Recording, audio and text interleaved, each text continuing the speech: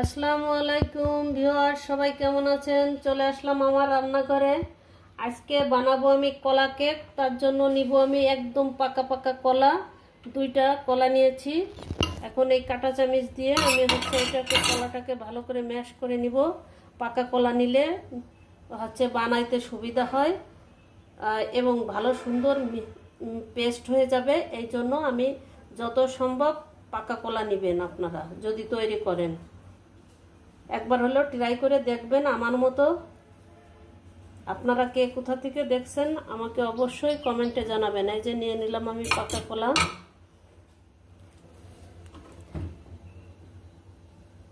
আপনারা আমার পেজটাতে like follow দিয়ে পাশে থাকবেন, আমার চ্যানেলটাকে সাবস্ক্রাইব করে দিবেন, এইভাবে আমাকে সাপোর্ট দিবেন। এই যে নিয়ে নিলাম আমি আরেকটা কলা। এখন এটাকে আমি চামচ দিয়ে ভালো করে ম্যাশ করে নিব এইভাবে,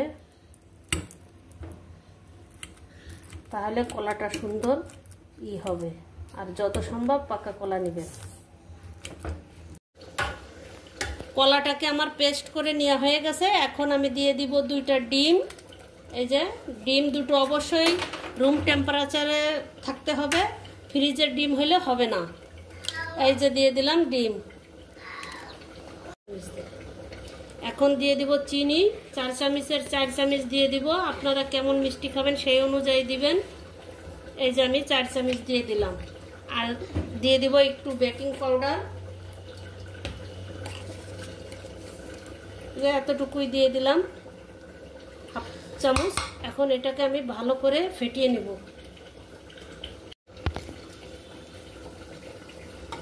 এখন এটা আমি ফেটিয়ে নিয়েছি। এখন দিয়ে দিব একটু ঘি, বাটারও আপনারা দিতে পারেন। আমি টেবিল চামচের 3 স্পুন ঘি দিয়ে দিলাম।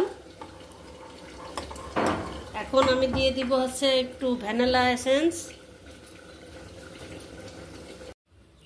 এই যে এতটুকু পরিমাণে দিয়ে দিলাম আমি ভ্যানিলা এসেন্স ফ্লেভারের জন্য।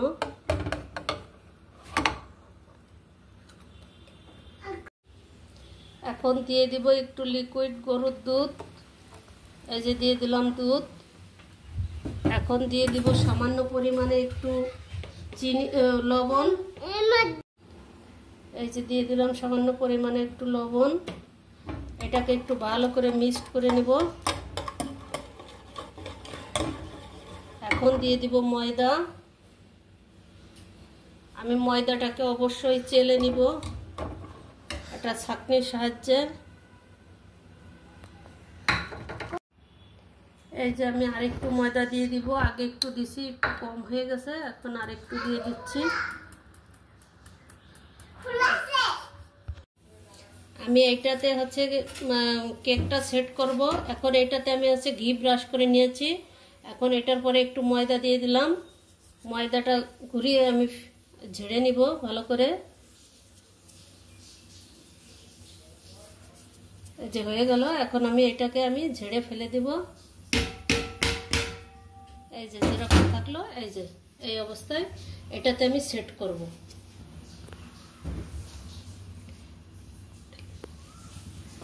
এখন আমি এটাতে সেট করব। এই যে দিয়ে দিলাম।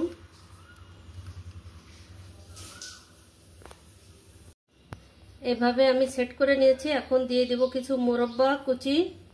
এই যে এইভাবে আমি উপর দিয়ে সব সেট করে দিব এইভাবে। মোরব্বাটা আমার হাতে তৈরি করা, বাসাতে, কোনো পেস্ট থেকে কেনা নয়।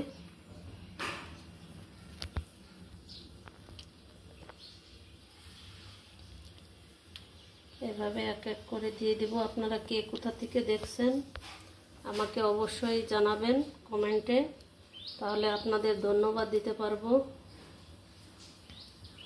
আমার পেজটাতে লাইক ফলো দিয়ে আমার পাশেই থাকবেন, আমার চ্যানেলটাকে সাবস্ক্রাইব করে দিবেন। এই যে এইভাবে দিয়ে দিলাম। এখন আমি দিয়ে দিব কিছু কাজু বাদাম।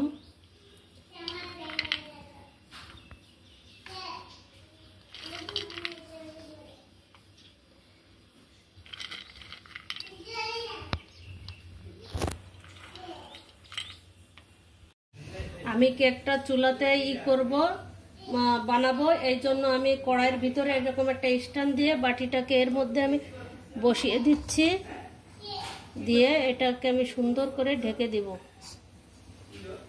আর নিবু নিবু আছে আমি 40 মিনিট রাখবো, এভাবে আমি ঢেকে দিই। এই যে হয়ে গেল আমার কলা কেক, বাসায় চুলাতে বানানো।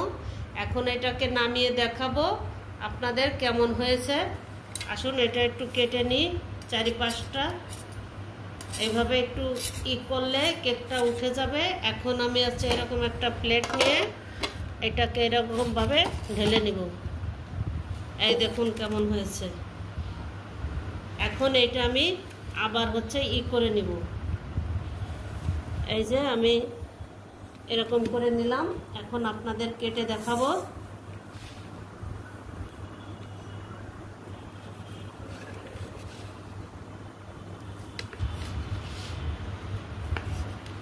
এই দেখুন কেমন হয়েছে, একদম বাজারের কেকের চাইতেও অনেক স্বাদ এবং খাইতে কিন্তু কলা দেয়া যেহেতু সেই জন্য একটু কালো কালো হচ্ছে দেখা যাচ্ছে। এই যে হয়ে গেল আমার কলা কেক। আপনাদের কেমন লাগলো অবশ্যই জানাবেন কমেন্টে, আমি তাহলে উত্তর দিতে পারবো। আজকের মতো এই পর্যন্ত, ফিরবো অন্য রেসিপি নিয়ে। সবাই ভালো থাকেন, আল্লাহ হাফেজ।